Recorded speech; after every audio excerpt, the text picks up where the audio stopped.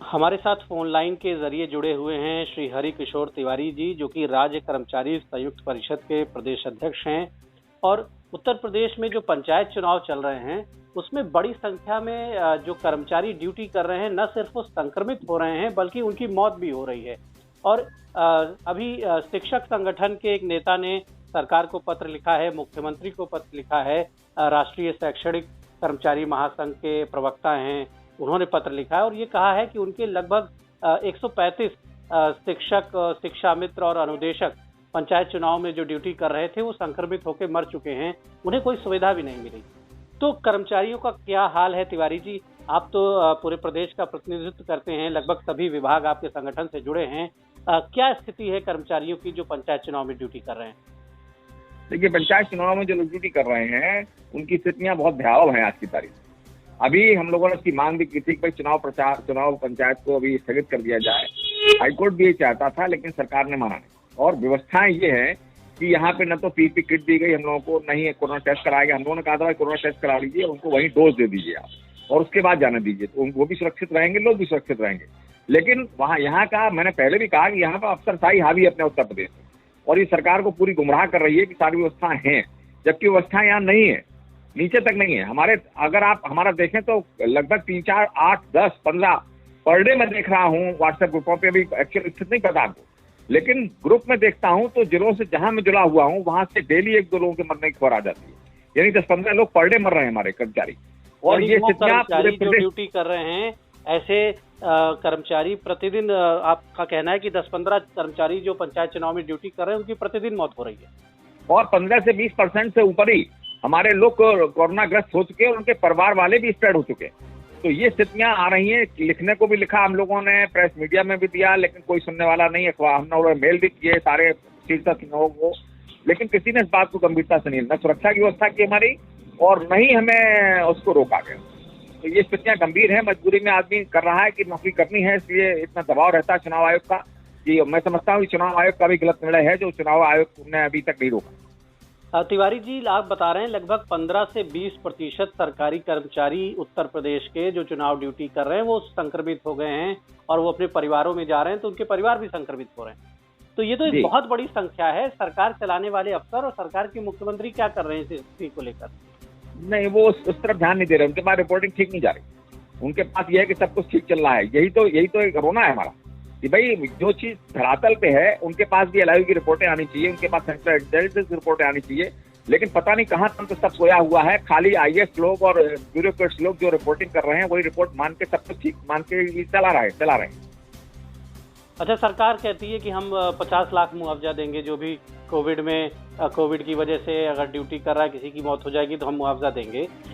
लेकिन ये जो कर्मचारी हैं ये तो मान लीजिए हेल्थ की ड्यूटी नहीं कर रहे थे, इलेक्शन ड्यूटी कर रहे थे, तो क्या इन्हें पर्याप्त मुआवजा, पर्याप्त सहयोग मिल रहा है? जिनकी मौतें हुई हैं, क्या उनके घर कोई सांत्वना देने कोई प्रशासन की ओर से जा रहा है? उनके परिवार को कोई संबल दिया जा रहा है सरकार की ओर से या चुनाव आयोग की ओर से?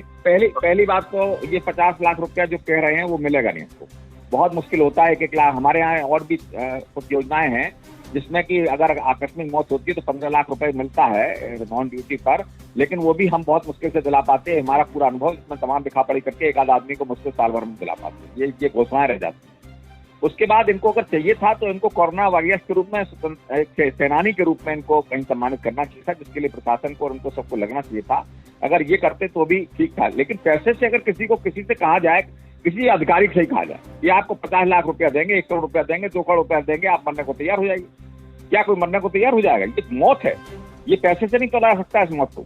ये पारिवारिक समस्या खड़ी होगी उसके सामने। आप कह रहे हैं तमाम नौजवान कर्मचारी होंगे जिनके छोटे छोटे बच्चे होंगे, 30 साल के लोग मर रहे हैं। अभी एक सेलटेक्स विभाग में कानपुर का बच्चा मरा हमारा, जो 32 साल का व्यक्ति था, उसकी डेथ हुई अभी कोरोना से। तो ये सरकार क्या कर रही? इतनी सारी मौतें, इतने सारे लोगों का बलिदान क्यों ले रही है? ऐसा कौन सी अर्जेंसी थी? पंचायत चुनाव से ऐसा कौन सा बहुत बड़ा लाभ उत्तर प्रदेश का होने वाला था कि जो बहुत जरूरी था? और एक तरफ लोगों संक्रमण बढ़ेगा, ये भी जान रहे हैं कि संक्रमण बढ़ेगा, लोगों की मौत होगी। हेल्थ सिस्टम पे पहले से ही ओवरबर्डन है आपका हेल्थ सिस्टम, यानी आपने जबरदस्ती चुनाव करा के अपने हेल्थ सिस्टम को और ओवरबर्डन किया और लोगों को मौत के मुंह की ओर धकेल दिया। आज की तारीख में ये है कि अगर आदमी, पहले लोग कहते थे जिसके पास पैसा होगा वो कम से कम इलाज करा ले जाए, लेकिन आज की तारीख में कोई दावा नहीं कर सकता है, कोई गारंटी नहीं ले सकता है कि मेरे पास बहुत पैसा है तो मैं बच जाऊंगा। ये स्थितियां, एक अस्थिरता की स्थिति पैदा हो गई लोगों के दिमाग में, इसीलिए आदमी परेशान है आज की तारीख में। और मुझे लगता है कि ये जो मैंने पहले भी कहा कि ये जो ब्यूरोक्रेट्स हैं, उन्होंने उनको पता नहीं, बताया नहीं इस बारे में, आज भी बता रहे हैं। वो सारी आप देख रहे हैं टीवी चैनलों में सब जगह उनका सरकार का विजन देख रहे हैं, वर्जन देख रहे हैं, सब कुछ ठीक आ रहा है। मैं समझता हूँ कि इसमें कहीं ना कहीं राजनीति थोड़ी बहुत हुई है, क्योंकि चुनाव 22 में है, उसका विधानसभा का चुनाव है। इससे पहले की एक फैसला करना चाहती थी सरकार, और वो ही इस मुद्दे पर जन जन तक अपनी योजनाओं को ले जाकर प्रचारित प्रसारित करके वहां तक अपना सेटअप तैयार करना चाहती थी जल्दी से। तो इसमें कहीं ना कहीं इसमें खामी आई कि इस स्तर पर लेने का प्रयास कुछ लोगों के कहने पे किया गया होगा, ऐसा मेरा मानना है। अच्छा तिवारी जी, जिन लोगों की ड्यूटी लगाई उन्हें कम से कम वैक्सीन की ही दोनों खुराक लगवा देते अगर पहले, तो शायद ये तो मैंने कहा, ये मैंने मांग की कि भाई जो लोग जा रहे हैं उनको कम से कम वैक्सीन लगवा दो, और वहीं लगवा दो जहां वो वहां तैयारी कर रहे हैं, वहां पे उनको ट्रेनिंग मिल रही है, वहां सारे लोग हमारे मौजूद हैं, लेकिन उसको भी नहीं सुना गया। अच्छा, जो प्रशिक्षण हुआ है, जिन्हें प्रशिक्षण दिया गया है, पंचायत चुनाव की जो ट्रेनिंग कराई गई है, बड़े बड़े हॉल में बैठाया गया है, अगल बगल कुर्सियां डाली गई हैं, वहाँ कोई 2 गज की दूरी भी नहीं दिखाई पड़ रही है, हजारों लोगों को हम लोग के पास ट्रेनिंग दी जा रही है। बिल्कुल बिल्कुल, उसमें कोई मतलब नहीं रखा, जबकि सारे वो लोग जो जिलाधिकारी स्तर के लोग थे वहां बैठे, और उन्होंने स्वयं उसकी धज्जियां उड़ाई सामने बैठ के। उस शाम को भाषण देते हैं वहाँ मीडिया को कि भाई 2 गज दूरी रखिए, और हमारे लोगों को झोंक दिया उसमें, इन्होंने उसमें कोरोना वॉरियर्स बना दिया। तो ये स्थितियां कहने की कुछ आप कर्मचारियों के महासंघ के नेता हैं, उत्तर प्रदेश के प्रतिनिधित्व कर रहे हैं पूरे प्रदेश के कर्मचारियों का, अब सरकार से क्या कहेंगे? और वो जो परिवार जो यतीम हो रहे हैं, जो अनाथ हो रहे हैं, उनको किस तरह से आप ढांढस बनाएंगे? नहीं, निश्चित रूप से इसमें सरकार को चाहिए कि उनके जो लोग हमारे डेथ हुए हैं उनको जो सहायता मिलनी है वो तत्काल मिलनी चाहिए, और उनको कोरोना के लिए एक तरह से सम्मानित किया जाना चाहिए, जैसे कि स्वतंत्रता संग्राम सेनानी दर्जा दिया गया है, उस तरह उनके परिवार को दर्जा दिया जाना चाहिए।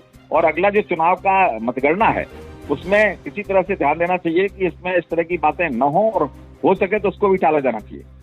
क्योंकि अभी जो शैक्षणिक कर्मचारियों का संगठन है, उन्होंने तो कहा है कि जो बचे हुए चरण हैं उनको तत्काल रोक दें आप, क्योंकि संक्रमण तेजी से बढ़ रहा है, लोग वोट डालने जा रहे हैं, वहाँ भी लंबी लाइनें लगी हैं। हमने भी ये लिखा है कि इसको रोका जाए, क्योंकि वहाँ गाँव में मेंटेन नहीं हो पा रहा है। गाँव में सब लोग बिना मास्क के काम कर रहे हैं और बड़ा तेजी से स्प्रेड हो रहा है, और वहाँ बाहर के लोग आए हुए हैं वोट डालने के लिए। आपने देखा होगा चुनाव में, जो गाँव का चुनाव होता है उसमें बम्बई, कलकत्ता और बाहर के लोग भी बुला लेते हैं। दूसरे प्रदेशों का जो कोरोना का स्ट्रेन था, मुंबई का कोरोना, दिल्ली का कोरोना स्ट्रेन, हर भारत के सभी क्षेत्रों का वायरस जो है उत्तर प्रदेश के गांव में पहुंच रहा है, वो आ गया है, और वो कहीं काउंटेबल नहीं है। अभी 2 तारीख के बाद वो काउंटेबिलिटी में आएगा।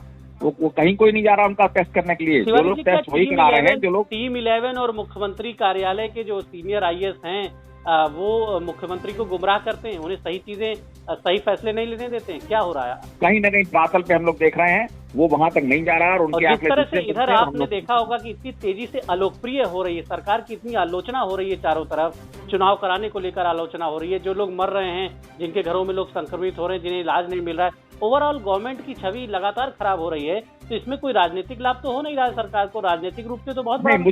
मुझे लगता है कि उनको जो आंकड़े बताए जा रहे हैं उसमें उनको लाभ बताया जा रहा है। ये आपने बहुत अच्छा इंतजाम किया है, इसलिए आप ऐसा ही चलने दीजिए, उसी हिसाब से स्टेटमेंट भी सरकार के आ रहे हैं। ठीक है तिवारी जी, आप अपने लोगों का ख्याल रखिए और कोशिश करिए कि सरकार को मीडिया की ओर से हम लोग तो जगाने का हम लोग कोशिश कर रहे हैं कि सरकार सही तस्वीर देखे, सही सच्चाई को देखे अपनी आंखों से। जो चश्मा उन्होंने लगा रखा है अपनी आंखों के सामने कि सब कुछ बहुत अच्छा है और चारों तरफ खुशहाली है, वो देखें कि मातम हो रहा है, और वो मातम हो रहा है जो मातम रोका जा सकता था। अब आप एक छोटी सी बात और इसमें नोट कर लीजिए कि जैसे सैफई मेडिकल कॉलेज है, सैफई मेडिकल कॉलेज में 2 वर्षों से यहाँ ऑक्सीजन प्लांट खराब पड़ा हुआ है।